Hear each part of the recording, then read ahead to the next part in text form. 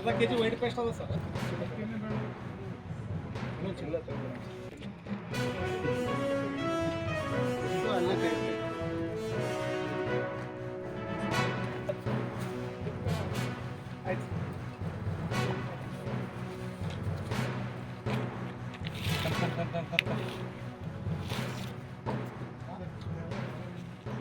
ಅದೆಲ್ಲ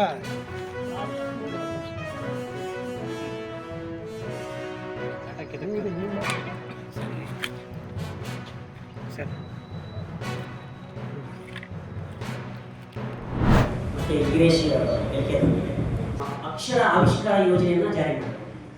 ಅಲ್ಲಿ ಅವರು ಇಂಗ್ಲಿಷ್ ಮಾಧ್ಯಮ ಶಾಲೆಗಳನ್ನ ಆರಂಭ ಮಾಡಿದರು. 23-24 ಆರಂಭ ಆಗಿದೆ. ಕೆಲವು ಕಡೆ LKG, UKG, 1ನೇ ಕ್ಲಾಸ್ ಕೂಡ ಇದೆ.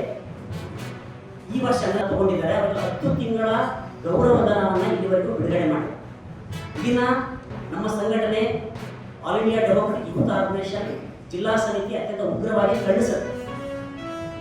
16 ಬಾರಿ ಕಳೆದ ಅಕ್ಟೋಬರ್ನಿಂದ ಇಲ್ಲಿವರೆಗೆ 16 ಬಾರಿ ಅಧಿಕಾರಿಗಳ ಕಚೇರಿಗೆ ಅಲಿದಾಡಲಾಗಿದೆ.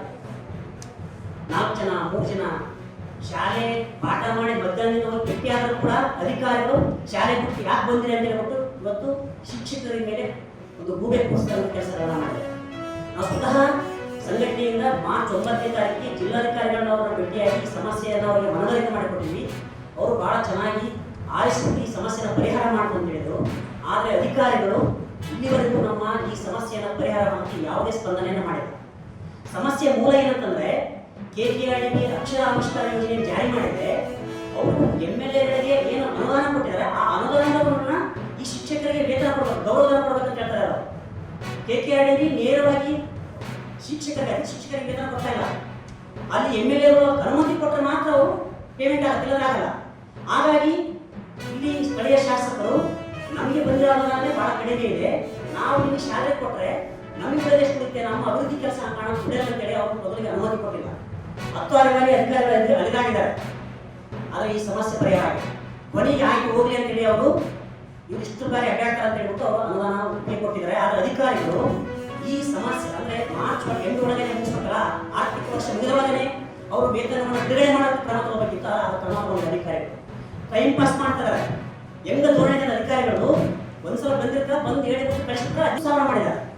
ಕಳೆದ ವರ್ಷ ಮಾನ್ಯ ಸಿದ್ದರಾಮಯ್ಯ ಅವರು ಮುಖ್ಯಮಂತ್ರಿಗಳು ಪ್ರತಿ ಶಿಕ್ಷಕರಿಗೆ ನಾವು 12,000 ನಾವು ವೇತನ ಮಾಡಿದೀವಿ ಅಂತ ಹೇಳಿದ್ದಾರೆ.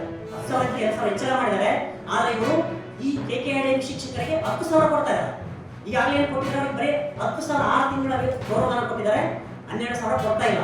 ಕೇಳಿದ್ರೆ ಬೇರೆ ಬೇರೆ ನೆಪಗಳನ್ನ ಹೇಳ್ತಾರೆ, ಡಾಕ್ಯುಮೆಂಟ್ಗಳನ್ನ ಕ್ರಿಯೇಟ್ ಮಾಡಿದ್ದಾರೆ. ಇದಕ್ಕೆ ಮೂಲ ಕಾರಣ ಅವರು ನಮ್ಗೆ ಬಾಯಿ ಬಿಡ್ತಾ ಇಲ್ಲ ಅಧಿಕಾರಿಗಳು. ಅದಕ್ಕೆ ನಾವು 12,000 ಕೊಟ್ಟರೆ ನಾವು ಬಿಡಲ್ಲ ಅಂತ ಹೇಳ್ಬಿಟ್ಟು ಅವರಿಗೆ ಈಗಾಗಲೇ ಸಾಕಷ್ಟು ಬಾರಿ ಎಕ್ಸಿಕ್ಯೂಟಿವ್ ಕೊಟ್ಟಿದ್ದೀವಿ. ಈಗ ನಾವು ಅನಿವಾರ್ಯವಾಗಿ 28ನೇ ತಾರೀಕಿಗೆ ಟಿಪ್ಪು ಸುಲ್ತಾನ್ ಗಾರ್ಡನ್ ಅಲ್ಲಿ ಅತಿಥಿ ಶಿಕ್ಷಕರ ಜೊತೆಗೆ ಬೇರೆ ಬೇರೆ ಸಂಘ ಸಂಸ್ಥೆಗಳ ಬೆಂಬಲದ ಜೊತೆಗೆ ನಾವು ಒಂದು ಪ್ರತಿಭಟನಾ ಧರಣಿಯನ್ನು ಹಮ್ಮಿಕೊಂಡಿದ್ವಿ. ಇವತ್ತೇನು ನಮ್ಮ ಹೈದರಾಬಾದ್ ಕರ್ನಾಟಕ ಅಭಿವೃದ್ಧಿಗೋಸ್ಕರ ಏನು ಅಮೌಂಟ್ ಬರ್ತಾ ಇದೆ, ಅದರಲ್ಲೇ ಶಿಕ್ಷಕರಿಗೆ ವೇತನ ಕೊಡೋದಕ್ಕೆ ಒಂದು ಕೆಲಸ ಮಾಡ್ತಾ ಸರ್ಕಾರ. ಇವರಿಗೆ ಎಲ್ಲರಿಗೆ ನೇರವಾಗಿ ಏನು ಬರ್ತಾ ಇದೆ ರಾಜ್ಯ ಸರ್ಕಾರದಿಂದ, ಅದರಲ್ಲಿ ಬರಬೇಕು ಅಂತ ನಾವು ಈ